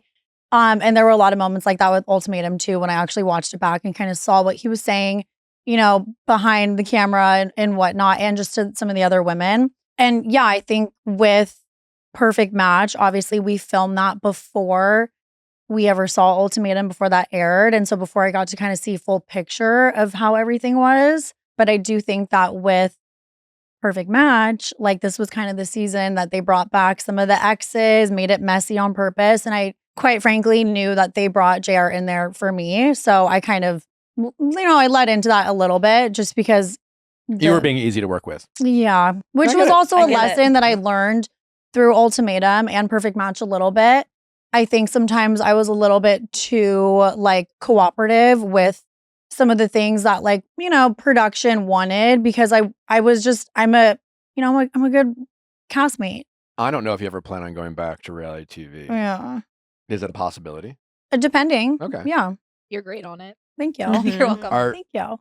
I don't want to mansplain or anything. Can I offer you some unsolicited reality TV advice? Yeah, please. Yeah. You gotta. Yeah. Well, it's back to like, I think going in, I think a lot of reality TV stars, you want to have a good relationship with production. They obviously sometimes take advantage of that relationship, knowing that like people want to be easy to work with. But I think, to try to not even humanize producers, they're just people who have a job and they're trying to get the best out of people. And I think sometimes, especially in today's day and age, they are so used to reality TV stars coming in, trying to protect their edit, trying to like, go against what the production is asking. And just not really say how they really feel. Yeah. And I think in that moment where you were asked, let's say you had a strong opinion of JR, you get asked to like go on this date. You're thinking like, fuck it, I'll just be like a team player type of thing. I'll give them what they want, whatever. And I think if you have something better to offer, they'll listen. I think they're just used to a lot of people coming in and just like playing it safe and not knowing what to do. So they're trying to make the best possible scenes. But if you were to be like, I don't fuck with this guy, and here's why, and let me just tell him what I think, they would have rather had that moment. They would love that. Rather than like the stupid date of you pretending there's something there and blah, blah, blah. And you know what I'm saying? But like they're just assuming you're not going to give that. So they'll like, you know what I'm saying? Totally. It's like there's like the main storyline and then there's actually like what's happening. And if you can actually get what's happening and bring it to the top, that's actually more interesting than the storyline of, oh, we're on a date, we're kind of into each other. And that is something that I had a hard lesson learning with reality TV because again, like I filmed Ultimatum and then I filmed Perfect Match before that even came out. But I'm really happy with like how that went. But my biggest lesson with all of that is like you have to be so true to yourself and speak up on things, even if it goes way against production, because and essentially that will actually make for better TV anyways, because that's the truth. And that's kind of where some of the real drama is.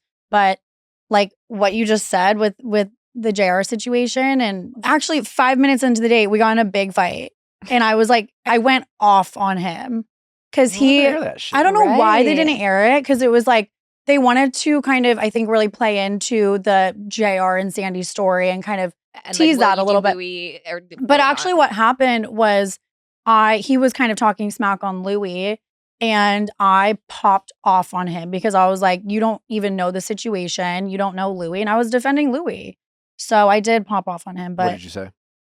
I don't even remember. I was so mad and I was like, I couldn't even like contain it.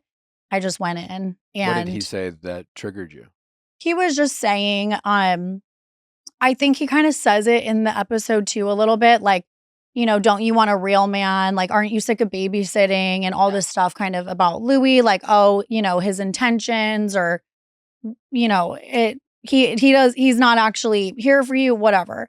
And, you know, granted, sure, looking back, but like, I didn't appreciate that coming from JR. And I felt that it wasn't him looking out for my best interest at heart because he did it the second the camera started rolling versus like we have so much time off camera. If he was really like genuine about it, I feel like he would have just said something to me off camera. Okay, that makes sense. But they didn't air it, so I was surprised. Like I popped off on. I can pop off, okay? I believe it. Yeah. See, that's the thing. Like you gave them the option. Right? You know? But they wanted yeah, but if next thing you're like, I want to go on that fucking date with that guy, and here's why. You don't give them an option. Yeah, it's tough. I don't know. Listen, it's I have surrendered to the edits and stuff. It's like, okay, just let it go a little bit. Are you glad you went? Did you have fun? Yeah, I had so much fun. It was honestly one of the funnest things I've done. And it was quite literally night and day experience from Ultimatum, just all around. Yeah, I'm glad I did it. When I'm watching Perfect Match and I was thinking about this last night, knowing that you're coming on the show, it must really suck to like, you guys went, like, again, speaking of your first time, I couldn't imagine, like, being in a relationship, being like, hey, babe, should we go do this thing and see if we have a thing? And then, like, then you become a TV star. Oh, I'm a TV star, okay. You know what I'm saying? The like, ultimate revenge. Like, when you come on as a couple, like, don't fuck with me. You know? Or, like, the people from, like, Temptation Island who, like, and it separates, and you get the people who, like, one of us...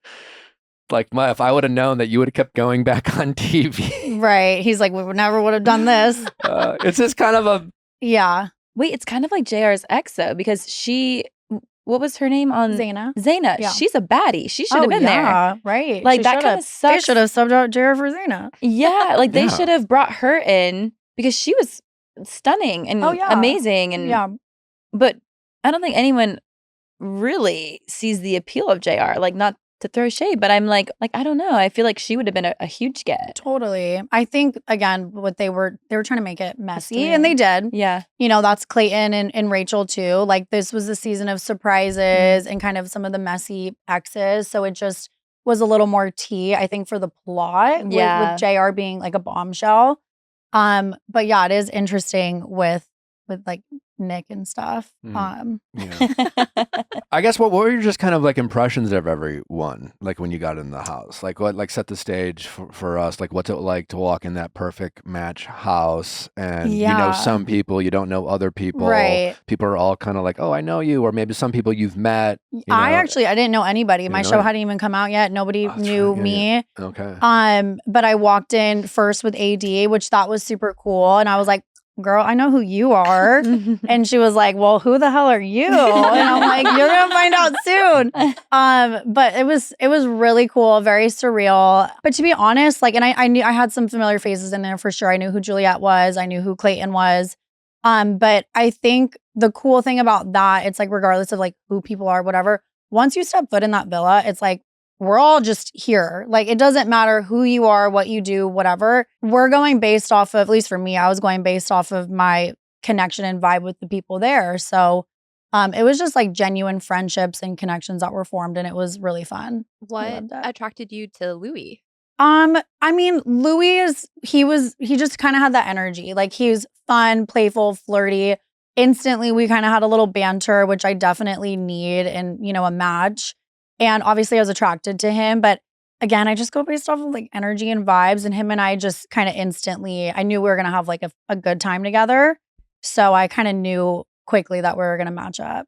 Was there anybody else in the house, like initially going in, that you were interested in, or like going in between? Honestly, not really. Like, I thought Daniel was attractive. I'm like, oh, that's a good looking man. I have no idea who that is, but in terms of vibe, again, it's like, you could be gorgeous. If I can't have a conversation with you, next. Yep. So that was the thing with Louis. It was like, we sat down and we were just laughing and bantering. I'm like, okay, I could do this with this guy. So he really was my only interest from the start. The mixer for the men. Oh, is that like an afternoon? Yeah, it was like an early afternoon.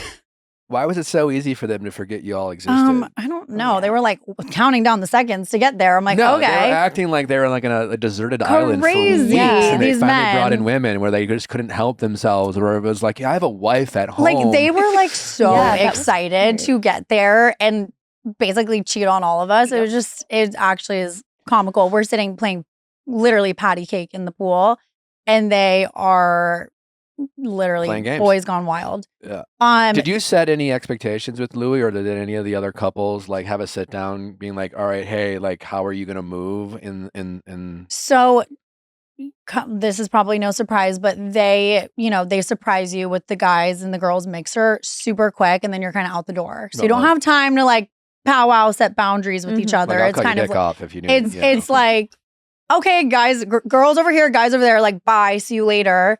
So that was kind of, that's how it is. And to be honest, like, at least with Louis and I, we were not like closed off exclusive. Like, we're on perfect match. Like, we were not in an exclusive relationship. However, we were definitely matched up. And given especially the way our relationship kind of progressed literally the night before, the guys mixer, it just was a little bit alarming how quickly they all just kind of ran out and did what they wanted to do. But are we not surprised? Like, not really. What's your read on Daniel and Lucy? And did you witness his sensitivity? Sensitivity, or you mean like insecurity? Insecurity. Yeah. Let's clocked it. Yeah, I did 100%.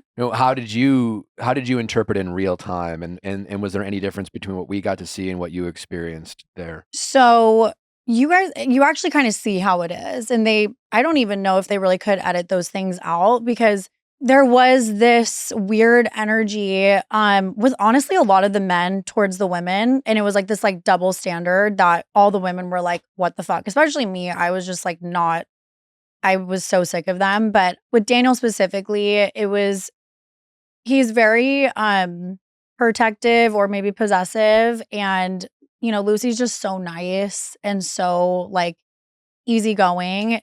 And he had Lucy very close the whole time. So then when the guys mixer happened and he went crazy, I was shocked. Like, I was not that shocked that Louis did that, but I was shocked that like Daniel did, because of how uptight he was about Lucy. And it just was like, to me, the biggest double standard. I honestly felt like Daniel did way more at the mixer than Louis. That's what I mean. And it felt more because it was And like it felt more intense. it was more intense. It 100% was because their relationship was so closed off by Daniel. Yep. Like me and Louis were super like open and like, okay, like we were open and honest with each other. And even when he went crazy, gross, and then came back, he told me everything. It was like, all right. It was like, felt like very just wrong from Daniel because that was not the vibe the entire season. It was super closed off from him. And then he went crazy, like for what? Yeah, we were talking about this when we started the episode before you showed up, where a lot of the men on this show, and I think just honestly today in dating, Yeah. kind of like, when they're with their girl or the person they're dating or hanging out with or whatever they want to call it, situationship, they act how they think they should act in a relationship and then have those expectations of the person they're dating. But if they're not, exclusive, then these men also give themselves the permission, kind of do whatever the fuck they want. And then, but emotionally hold the women that they're dating to a completely different standard. Exactly. They actually admit it. Louis admitted it in one of the interviews. He was like, if I could like make sure Sandy like stays basically at home and doesn't entertain anything else and she's committed to me and I can go out and do whatever I would, but that's not right. It's like, okay, yeah, no shit. Like this is what, the men kind of, I think, wanted to do. They wanted to explore the field, but they wanted to make sure that their women didn't. What's your read on Freddie? Is he? Freddie's so sweet. He is. He's as sweet as can be. Yep. And everything he portrays himself to be. Yeah, he's amazing. No interest there? We had him on yesterday. Yeah, no, I love Freddie. It's so interesting. A lot of people were like, all my girlfriends are obsessed with Freddie. They're like, oh my God, hook it up with Freddie. And I'm like, yeah, he's so cute. He's so sweet. I don't know. We didn't have, not really my Is he too vibe. Nice? Not toxic enough? Not toxic enough. I'm like shocked watching it. I'm like, why aren't more people invested? No, you know what? I feel like interested? that's, yeah. Yeah, I mean, maybe that's a criticism for the ladies, where it's just like, you guys all complain about these, all the Daniels of the world. I know. But we're not giving the Freddies of the world I know, a chance. I know. And That's he's like, he could he bench press is you. He could like, kill you. totally. I personally, that's not my favorite thing just because Nice people? love to, no, not nice people, just like, Emotionally mature? like counting calories and stuff. Like, Oh, sorry. that's what I'm talking about. Like, I like to, eat and have fun and whatever. So he's a really nice guy, and him and Madison just were like on lock the whole time, but I wasn't interested in him in that way. We're friends. What do you think of Madison? She's nice. I think she's toxic. I've never met her in person. Okay. Yeah. But she comes across on a TV show is yeah. I would keep my distance or not introduce like friends I to did her. keep my distance a little bit. Interesting. Yeah, I kind of got the vibe early on. Just something felt a little bit off. She's a nice girl, and like I think that we all get along If you're as on her good friends. side. Yeah. So that'd be hard to cross if anyone was interested in Freddie. Yeah. So you don't have to say anything because it sounds like you're afraid of Madison. But I seem to have it nailed. No, well, in what way? I mean, I think she seems to like, if you're on her good side, great, and if like even if she doesn't like you, she'll like call you disgusting or just like I don't know if her and Freddie are together, if they're not, but like she comes across as someone that if even if she breaks up with Freddie or Freddie breaks up with her, she'll go from thinking, oh, what an honorable job, to be like, ew, he deals with dead people, like, and just like talk shit and just talk shit, and she'll make up things and talk more shit, and as long as I feel like she's the definition of hurt people. I think from what I've seen on TV, I think it's mostly directed at men. For whatever reason, I'll leave it at that. It's personally, I don't, not how I would handle situations necessarily, but to each their own. I have a question going back to the boys mixer. Do you think that the boys, including Louis, like would have been forthcoming if AD wasn't there? Honestly, I think Louis would have, just because it's like there wasn't so much to hide. Like again, it wasn't like we had this like agreement, okay, we're not to entertain anything else. So I do think that he would have told me. Do I think the other men would have? No. I feel like you also clocked Louis the second he walked in. Yeah, I You were literally like- could smell it on him. I'm like, why are you breathing heavy? Like you're like your heart's beating fast. I could hear it. Yeah. I could smell it. I could feel it. And I'm like, no. Yeah. This is just a random observation, not really a question for you. Juliet seems fun. We met her at the Netflix Yes. party. I just thought it was funny that on the last episode 9, she was like, I'm just so picky, but I'll also kind of like date anyone here. And I was like, well, which one is it? Like, I think it's circumstantial. Is like, my I'm so icon. picky, I love her. which is why I want to date. Like, I'll just kind of. She just is. Come on. She just is. She's cool. She's so made for funny. TV. I love her. She's made for TV. She is That's what I took hilarious. away. I was like, she doesn't care. She'll do it for the plot. She She's will from do it for Florida. the plot. Yeah. And you have to keep in mind, she literally grew up on MTV. Mm. And that was so like old school reality, people getting in fights, throwing drinks. Like, so she kind of had that mentality coming in, which was a little interesting for Netflix. Like with these super intense shows, they're not really like that. But I kind of love that she brought that energy. It really lightened up like the whole vibe, and it was just hilarious. Rachel kind of mentioned that coming from Bachelor Yeah. Nation, you know, like it is fascinating with Perfect Match, them doing the whole like, we're going to pick some Love Island, we're going to pick Right. some It's like a Siesta melting pot. Key. And so you have these different universes with different approaches to how people carry themselves on a Yep. TV show. You have all these Yep. Bachelor alums that are just like coming in with PTSD Yeah. and this fear of like this very intense, very Puritan fan base. Mm-hmm. And then you have like MTV, where Yeah. you know, Love Island. Anything goes. Love Island, where it's just like, wait, you can say that. Yeah. Oh my God. Yeah. The things that Juliet would say, I'm like, I love her. Hilarious. What do you think of well, how do we want to start with JR? Because it sounds like there's some things with today's episode, because we have a new batch of episodes coming out. Mm-hmm. So we're just gonna, if you could, just talk your shit, and then it will be our first continued on the Viall Files He wants me to talk more shit. about.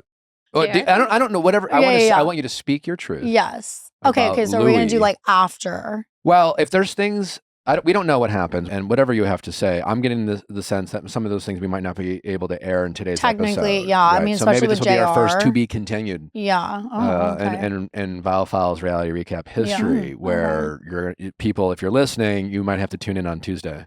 Yeah. Yeah. Tune back in, bitches. Well, is there anything else we want to is there anything else we want to review with Sandy? I did want to bring one thing up that I just thought was really funny. At the final boardroom, it was just funny because this was already post boys and girls mixer. And then it was like, all right, we're going to put people on dates. Here's the list of all the people who have been here 3 or 4 times and have been sent home 3 or 4 times. Let's put them on a date again. Why not Sandy and JR? Why not Juliet and Carrington? It's like, really? We need to see JR now back for a 3rd time, Carrington back for a 4th time. Like, I feel like that is a problem, or like that like I think all these dating competition formats have, when you get to the end of the show, those last couple episodes before like the big finale, it always feels like no one's invested in whatever storylines they're still trying to create. But we're not going to bring in new people to like spice But it up. even if it's Love Island, if it's new people, we're always like, why do I give a fuck about you? I don't have time to get to know That is you true. Love at this Island point. You is know, like tough. very Love Island, Bachelor in Paradise would do that, where they bring Yeah. in the last people. You're like, okay, come on. So you're here Like, for a free vacation for 2 days. Yeah. How do crickets taste? I wouldn't know. She had churros. You were I so was taking my funny. sweet She was time with taking- those churros, baby. Did you ever finish them? Unfortunately I did. And I was like trying to go really slow because I'm like, I don't want to finish these churros, number one. There was like 7 churros on the plate. I'm like, I have to be in a bikini the rest of the time here. I don't want to do this. And then I certainly did not want to get in that ice bath. I'm like, well, if we're gonna lose, we're gonna lose dry. So I was gonna be like, did you contemplate cheating? Like, I've tried. I mean, there's cameras everywhere. Yeah, I'm like, stuff it. I don't know. Yeah, quit. Well, I didn't want to be a quitter. Also, Louis was so pissed because he like literally had a mouthful of crickets. That's crazy. And I'm like taking my sweet time with the churros. You wouldn't eat the but- churros, but he ate the crickets. That's Well, no, he didn't have an option to eat the churros because I started eating it before we even could talk about it. You're I just so saw the churros and I was like, funny. oh, that looks good. And then I was like, oh, fuck, now I have to eat all these. So, and I don't know how the hell Rachel just shoved her face with the crickets and the churros, like it was actually really hard to eat those churros because there's like 7 of them. They're like chugging it with like milk and water. I was like, I will be damned if I am shoving my face like that on national television. Think again. So I loved Rachel on Perfect Match. I love her. Me too.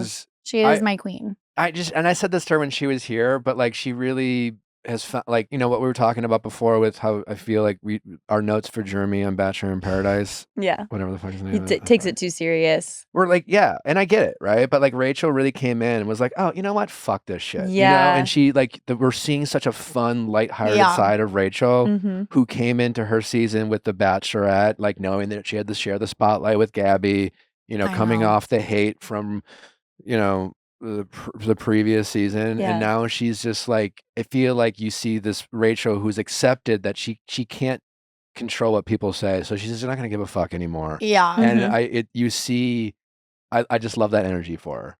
I also just love Rachel. She was such a gem just being in there. She's one of my closest girlfriends, like from the show, and like she just has helped me so much because obviously like I was doing that before my show ever came out or anything, and she just was so real and helpful with all of it. And truly how she is on the show, it's like how she is just in person. She's very just true to herself, which we love. But do we have anything left to unpack before?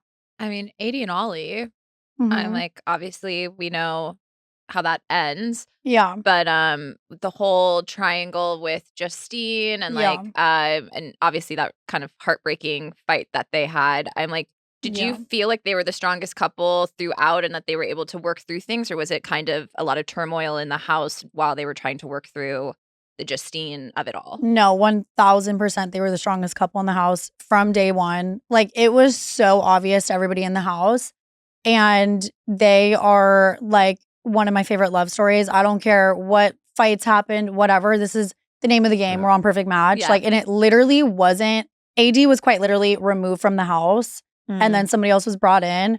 So that whole situation was just the premise of the show, essentially.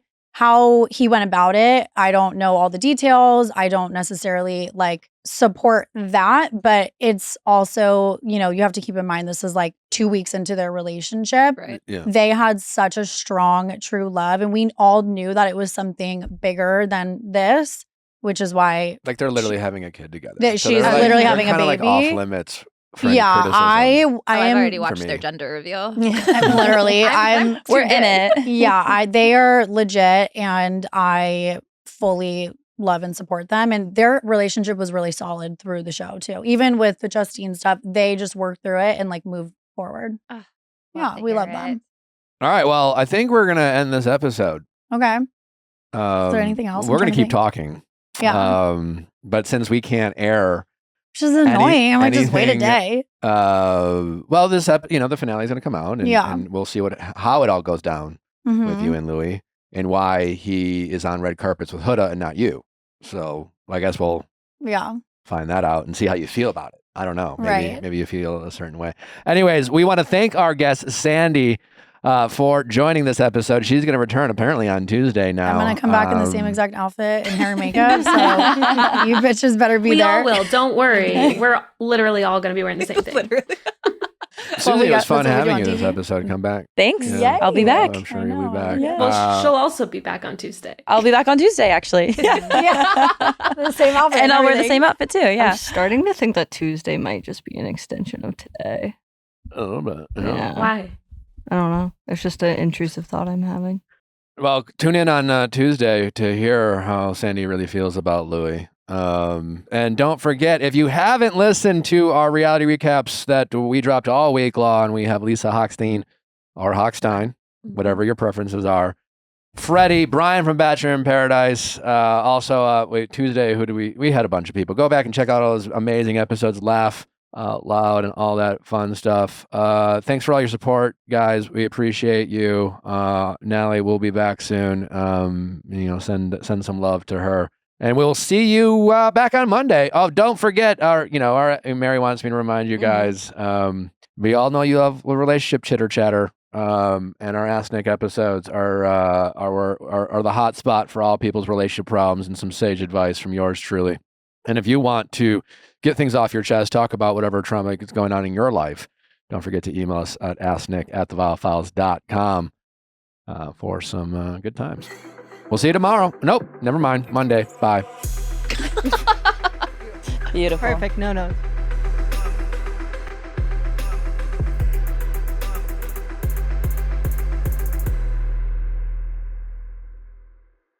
Hey guys, if you loved what you listened to, make sure you hit that subscribe button below. Thanks for listening. We'll see you next time.